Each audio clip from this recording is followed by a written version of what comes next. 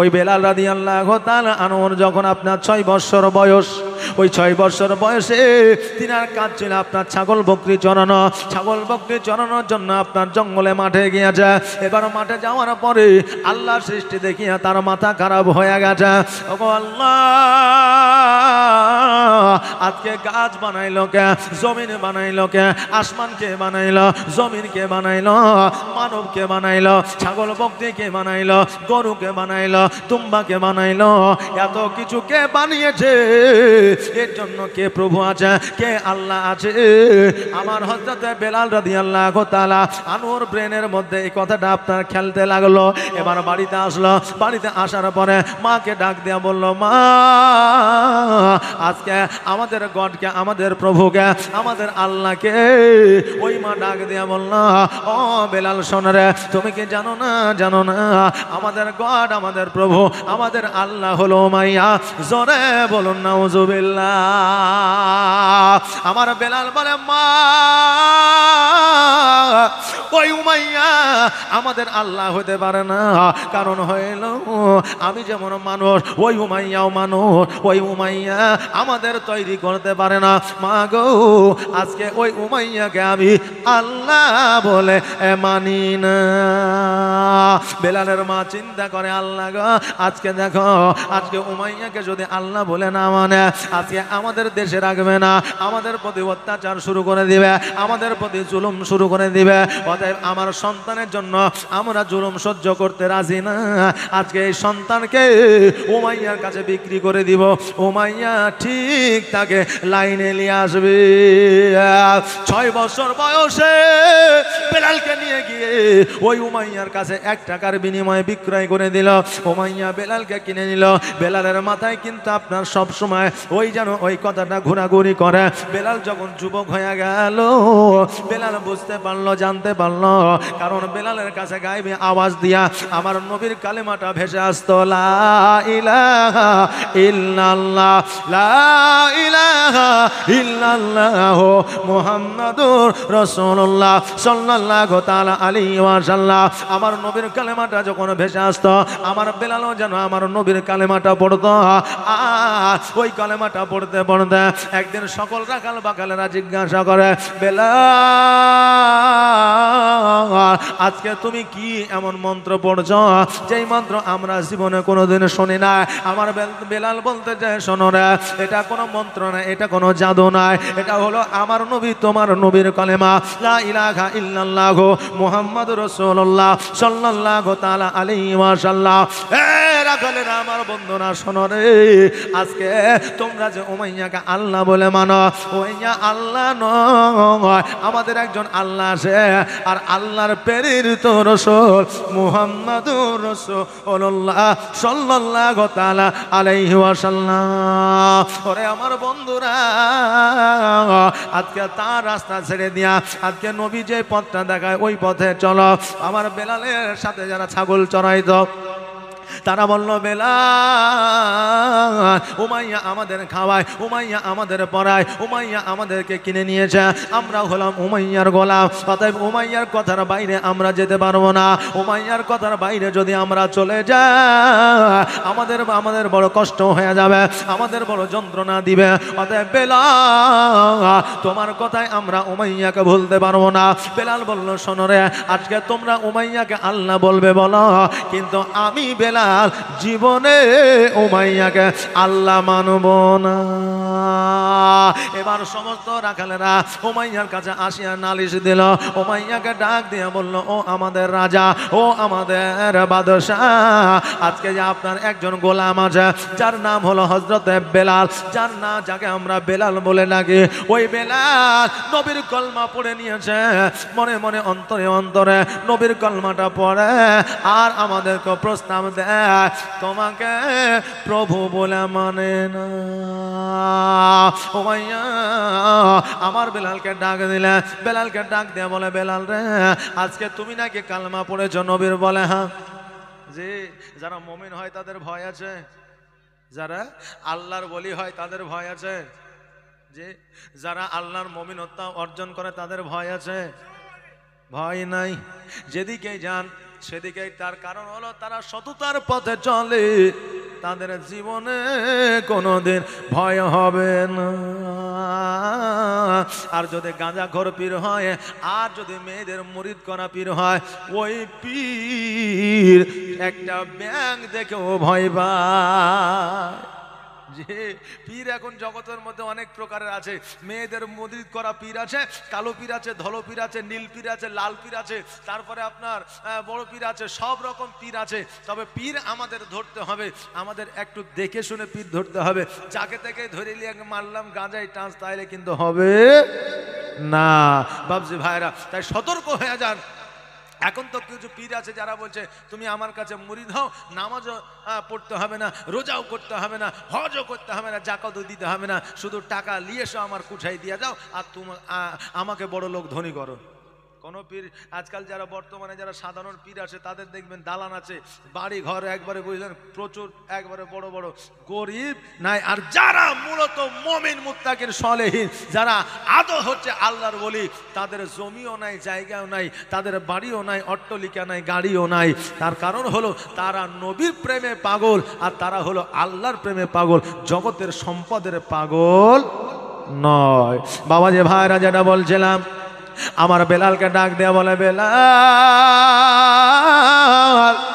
তুমি কি নবীর কলমা পড়েছো? বলে হ্যাঁ। বলে বেলাল রে, তুমি কি জানো না আজকে তুমি নবীর কলমা পড়ে নিয়েছ, তোমার জন্য আমি তোমার খাবারটা বন্ধ করে দিতে পারি, তোমার জন্য জেলখানায় আমি তোমাকে জেলখানায় দিয়ে দিতে পারি। বেলাল বলল, শোনো গো, আজকে আমার খাবার বন্ধ করে দিল, আমার নবীর কলমা বন্ধ হবে না। আজকে জেলখানায় বন্দি করে দিল, আমার নবীর কলমা বন্ধ হবে না। আমার নবীর কলমা যখন আমি একবার পড়ে নিয়েছি, জীবন যতক্ষণ আছে অতক্ষণ পর্যন্ত আমার নবীর কলমা আমি বেলাল ছাড়ব না। উমাইয়া বলল, তুমি মুহাম্মদের কলমা পড়েছো, কি এমন বাজা? বেলাল বলল, উমাইয়া শোনো গো, আজকে তুমি যে বলছো আমাদের খোদা, বলো বলো আজকে জমিনটা কে বানিয়েছো? উমাইয়া বলল আমি। বলল আসমান? উমাইয়া বলল আমি। বলে গাছপালা? বলে আমি। বলে তোমাকে কে বানিয়েছে? বলে আমি। বেলাল বলল, উমাইয়া নিজেকে নিজেকে কখনো তৈরি করা হয় না। উমাইয়া ও আমার মনে শোনো গো, আজকে তুমিও স্বীকার করো আমাদের একজন খোদা, একজন আল্লাহ আছে, আর ওই আল্লাহ জগতের মধ্যে নবী পয়গম্বরকে পাঠিয়েছে। উমাইয়া তুমি স্বীকার করে নাও। উমাইয়া বলল, না না না, যেহেতু তুমি আমার গোলাম, যতক্ষণ পর্যন্ত আমার গোলাম তুমি আছো ততক্ষণ পর্যন্ত আমার তাসবিহ তোমাকে গুনতে হবে, মুহাম্মদের কালমা আমি পড়তে দিব না। বেলাল বলল, জান যতক্ষণ আছে, মান যতক্ষণ আছে, অতক্ষণ পর্যন্ত নবীর কলমা ছাড়বো না। উমাইয়া সৈন্যদের ডাক দেয়া বলল, সৈন্য রে যাও যাও যাও, এই বেলালকে নিয়ে যাও, কারাদণ্ডে বন্দি করে দাও, খাবার দিবে না, পানি দিবে না। এবার বেলালকে কারাদণ্ডে বন্দি করে দেওয়া হলো। বেলালকে খাবার দেওয়া বন্ধ হয়ে গেল, বেলালকে পানি দেওয়া বন্ধ হয়ে গেল, তবুও যেন নবীর কলমা আপনার বন্ধ হয় না। আমার নবীর কলমা আমার বেলাল যেন আপনারা মুখটা ঠোঁটটা লড়ে যেন পড়তে থাকে। এবার সমস্ত সৈন্যরা বলল, ও আমাদের রাজা উমাইয়া, বেলালের কালমা তো বন্ধ হয় না। উমাইয়া বলল, শোনো, বেলালকে মরুভূমিতে নিয়ে চলে যাও, ওই গরম মরুভূমিতে এই পার থেকে ওই পার গড়াগড়িয়ে দেওয়া।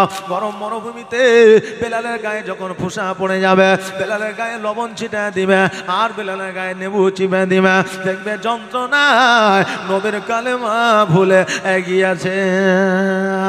সৈন্যরা বেলালকে লইয়া যেন বাবা আপনার নিয়ে যাওয়া হলো মরুভূমির ওপরে। এবার গরম মরুভূমি, এই পার থেকে ওই পার বেলালকে যেন আপনার ফুটবলের মতো নিয়ে যায়। কত যে যন্ত্রণা রে বাবা!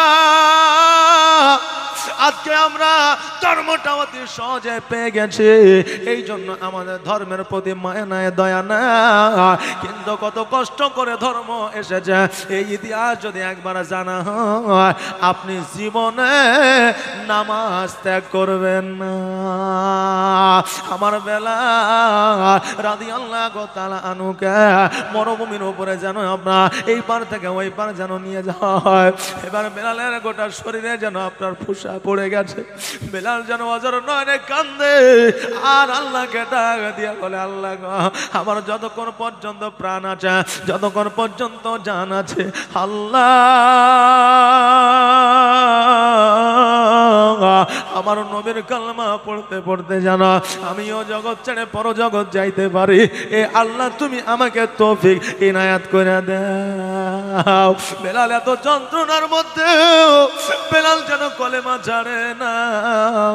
উমাইয়া ডাক দিয়া বলল, সৈন্যরা রে, এত যন্ত্রণা দেওয়ার পরেও বেলাল যখন কলমা ছাড়ে না, বেলালের জিহ্বার মধ্যে একটা রড ঢুকায় দেন। ওই রড ঢুকায় দিলে বেলালের জিহ্বা থেকে আর কলেমা বাইর হবে না। রডটাকে আপনার গরম করে লাল করে দিয়া বেলালের জিহ্বার মধ্যে যেন আপনার রডটাকে ঢুকায় দেওয়া হলো। বেলাল ডাক দিয়া বলে, উমাইয়া রে, আজকে আমার জিহ্বার মধ্যে রড ঢুকায় দিয়া আমার জিহ্বা থেকে নবীর কলমাটা ছুটাইতে পারবে, কিন্তু আমার অন্তরে নবীর মহব্বত ছুটবে না। নবীর প্রেমে পাগল হইলে, নবীর প্রেমে পাগল হইলে আল্লাহ তাআলা খুশি। নবীর দুরূদ পর দিবানি সে। জোরে বলেন ইয়া রাসূলুল্লাহ। একটা আওয়াজ দিয়ে বলেন না ইয়া হাবিবাল্লাহ। একটা আওয়াজ দিয়ে বলেন না ইয়া নবী আল্লাহ। একটা আওয়াজ দিয়ে বলেন না ইয়া নূরাম মিন নূরিল্লাহ। একটা আওয়াজ দিয়ে বলেন না ইয়া খায়রি খালকিল্লাহ। আওয়াজ তো বোঝা যায় না জি। এই গোপালনগর কারবালা পাড়া নাকি কারবালা মাঠ, এই গোপালনগর কারবালা মাঠটুকুই আওয়াজ হয়েছে না জি। নবীর মহব্বতে একটু বলেন না ইয়া রাসূলুল্লাহ। আর একটা আওয়াজ দিয়ে বলেন না ইয়া হাবিবাল্লাহ। নবীর নাম নিছেন, ইয়াতে তো আমাদের যাইতেও যাবে না, মানও যাবে না, সম্মানও যাবে না। কারণ নবীর নাম যে জপেছে আমার আল্লাহ তার মান ও সম্মানকে বাড়িয়েছে। জোরে বলেন সুবহানাল্লাহ।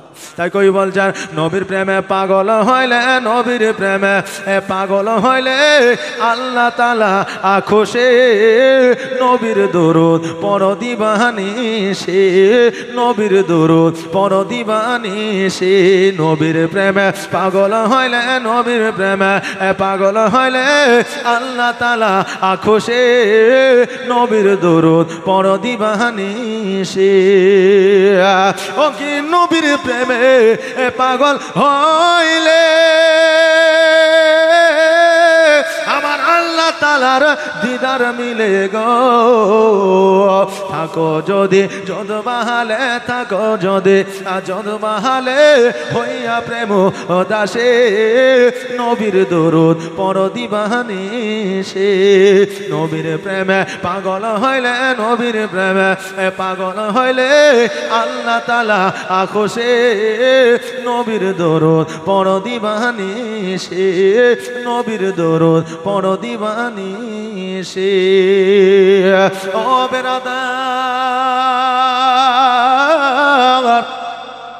আমার হযরত বেলাল রাদিয়াল্লাহু তাআলা আনহু উনি বললেন, উমাইয়া আজকে আমার জিহ্বাটাকে ফুটা করে দিয়া, আমার জিহ্বা থেকে নবীর কলমা হয়তো বের হবে না, কিন্তু আমার অন্তরের কলমা তুমি বন্ধ করতে পারবে না। আমার বেলালকে ডাক দিয়া বলে, ও বেলাল রে, আজকে তুমি যতক্ষণ পর্যন্ত নবীর কলমা না ছাড়বা ততক্ষণ পর্যন্ত তোমার প্রতি অত্যাচার বন্ধ হবে না। এমন অবস্থা আমার হযরত আবু বকর সিদ্দিক রাদিয়াল্লাহু তাআলা আনহু ওই পথ দিয়ে হেঁটে যায়। এমন অবস্থায় দেখো বেলাল যেন আপনার অত্যাচারিত হইতে যায়। আমার আবু বকর ডাক দিয়ে বলো, উমাইয়া আজকে এই লোকটার প্রতি এইভাবে অত্যাচার কেন হয়? উমাইয়া বলল, ও আবু বকর শোনো, আজকে এই বেলাল তোমাদের নবীর কলমা পড়ে নিয়ে যায়। আমার গোলাম, আমি এই গোলামকে অত্যাচার করতেছি, যতক্ষণ পর্যন্ত নবীর কলমা না ছাড়বে ততক্ষণ পর্যন্ত আমি উমাইয়া এই বেলালের অত্যাচার বন্ধ করব না। আবু বকর ডাক দিয়ে বলো, উমাইয়া আজকে আমি বেলাল তোমাকে আজকে আমি আবু বকর বলতেছি, শোনো গো, তোমার এই গোলাম বেলালকে আমার কাছে বিক্রয় করে দিতে চাও? উমাইয়া বলল, এ আমার আর কোনো কাজের নাই, কারণ এ মুহাম্মদের হয়ে গেছে, এই জন্য আমাকে যে টাকাটা দিবা ওই টাকার বিনিময়ে আমি বেলালকে বিক্রয় করে দিব। আমার আবু বকর বলল, কত টাকা নিবা? বলে 1 টাকা দিলে দিয়ে দিব। আমার আবু বকর সিদ্দিক রাদিয়াল্লাহু তাআলা আনহু 1 টাকার বিনিময়ে আমার বেলাল রাদিয়াল্লাহু তাআলা আনহুকে কিনে নিলেন। এবার কিনে নেওয়ার পরে আবু বকর চিন্তা করে, আল্লাহ গো, আমার বাড়ি নাই, ঘর নাই, বেলালকে কোথায় নিয়ে যাব, কোন জায়গায় নিয়ে যাব?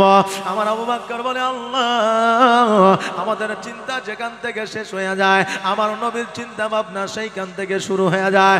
অতএব বেলালকে লইয়া যাব আমার নবীর কাছে। বেলালকে আমার নবীর কাছে নিয়ে যাওয়া হলো। আমার নবীজি যখন বেলালকে দেখেছে, আমার নবীজি ছুটতে ছুটতে বেলালকে যেন আপনার বুকের মধ্যে জড়ায়া ধরেছে।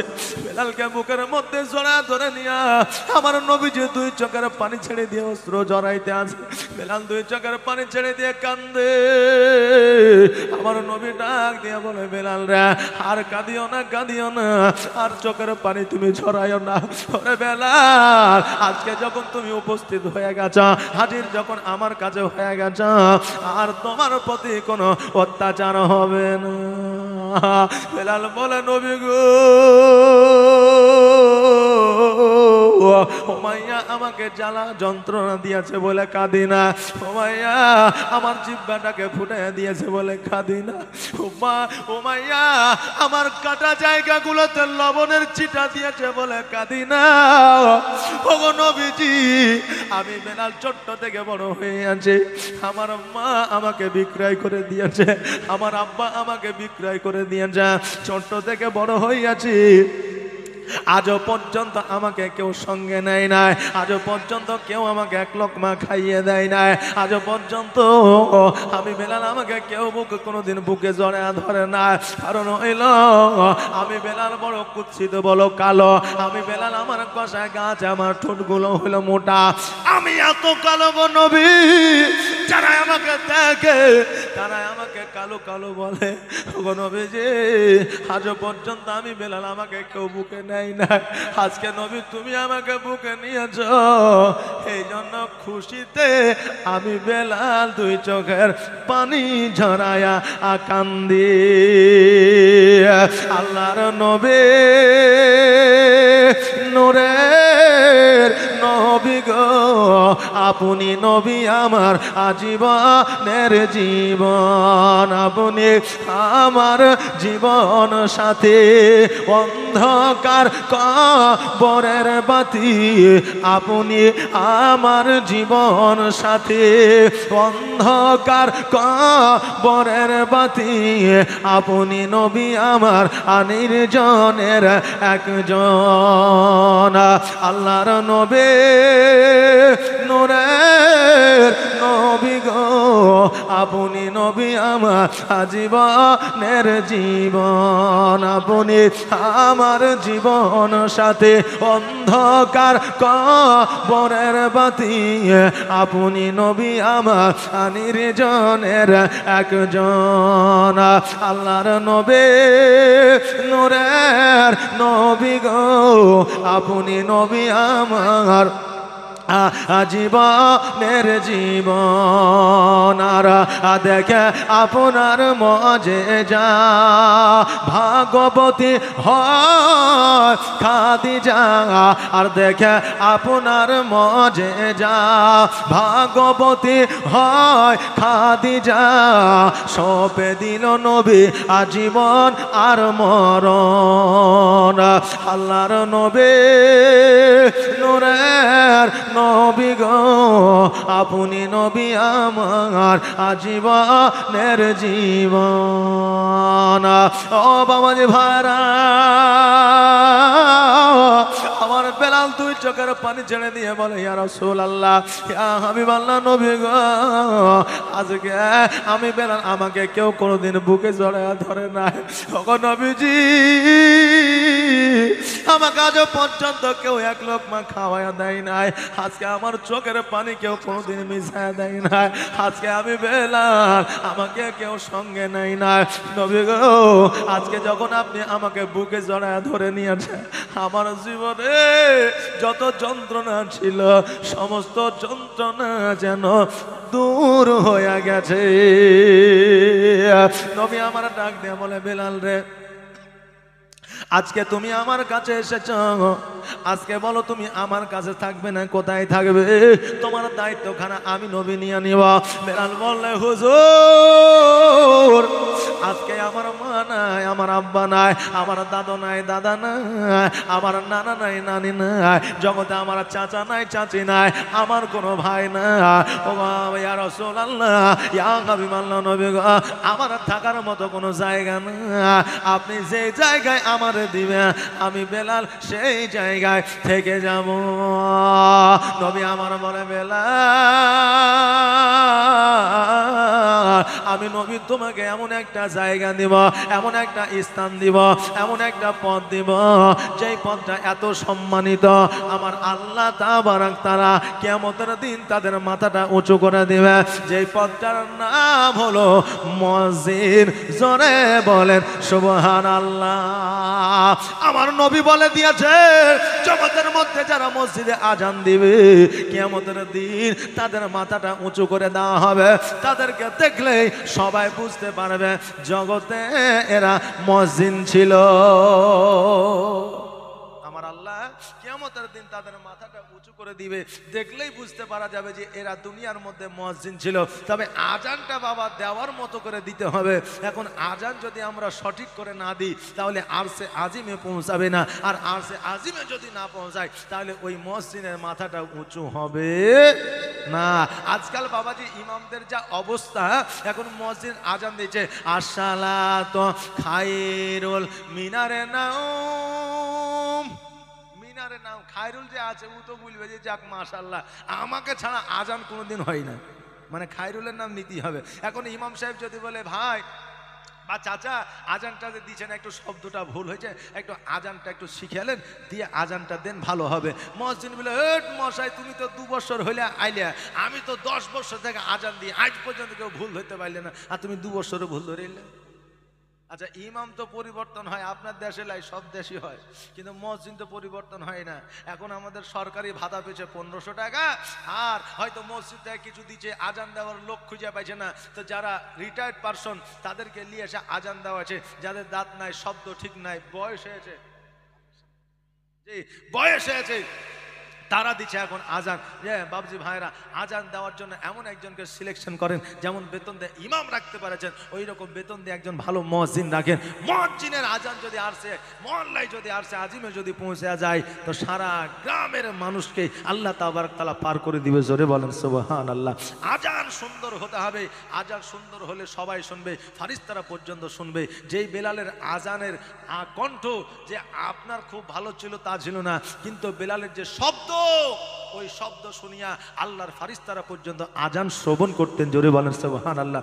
বেলাল তো তোতলা ছিল, জিহ্বাটাকে যখন পুড়াইয়া দিয়েছিল তো বেলাল তোতলা হয়ে গেছিল, শব্দটা বাইরে হতো না, কিন্তু আন্তরিক যে মহব্বত শব্দ যেটা আপনার উচ্চারণ সেইটা এমন ভাবে করত যে আল্লাহ পর্যন্ত খুশি হয়ে গেছিল। জোরে বলেন সুবহানাল্লাহ। আবার এসো গো প্রেমিক বেলাল, মোদের জগতে ফিরে নতুন করিয়া আজান হাকিতে একাবার মিনার পরে দিয়ে যায় অমর পৃথিবীর সন্ধ্যা, এ জগৎ মাঝারে এসে নতুন করিয়া আজান হাকিতে একাবার মিনার পরে। ও বাবাজি ভাইরা, আমার বেলাল রাদিয়াল্লাহু তাআলা আনহুকে আমার নবীজি একটা পথ দিয়ে দিলেন, যে পথটা হলো মসজিদ। মসজিদ যা হয় মসজিদে 5 ওয়াক্ত আজান দেয়। বেলাল প্রতিনিয়ত প্রতিদিন মসজিদে আজান দিত, আপনার হুজরাখানায় থাকতো।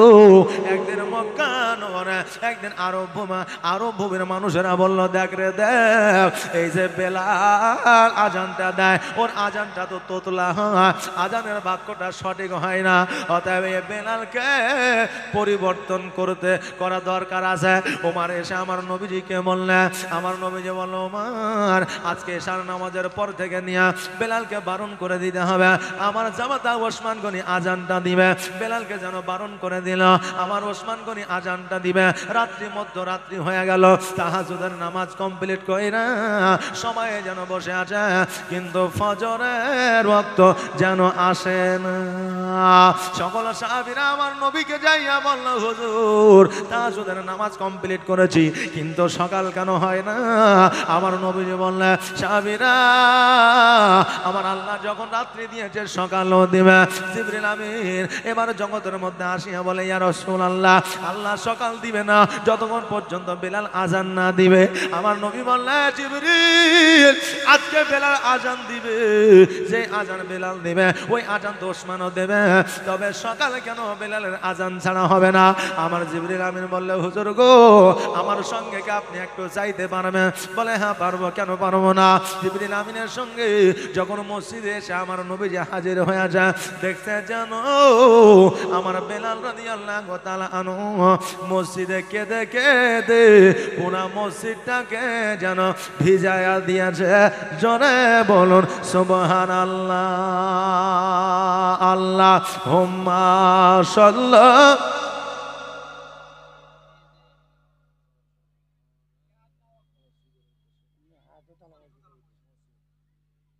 ওয়ালা আলা সাইয়্যিদিনা মাওলানা। বাবাজি ভাইরা, আমার বেলাল যেন মসজিদটাকে পুরো ভিজায় দিয়েছে।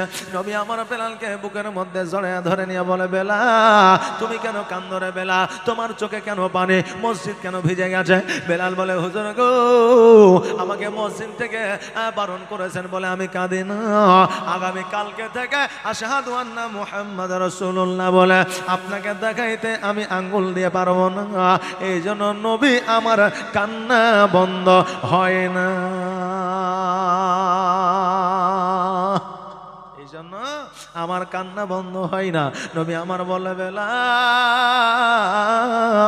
তুমি এত মহব্বত করো রে, এই জন্য আমার আল্লাহ তাবারাক তাআলা আবারও তোমাকে অর্ডার দিয়েছে, অনুমতি দিয়েছে, তুমি আবারও আজান দাও। যতক্ষণ পর্যন্ত আজান না দিবে ততক্ষণ পর্যন্ত সকাল হবে না। বেলাল রে, আর দেরি করিও না, দেরি করিও না, জলদি করে তুমি আজানটা দেওয়া শুরু করো।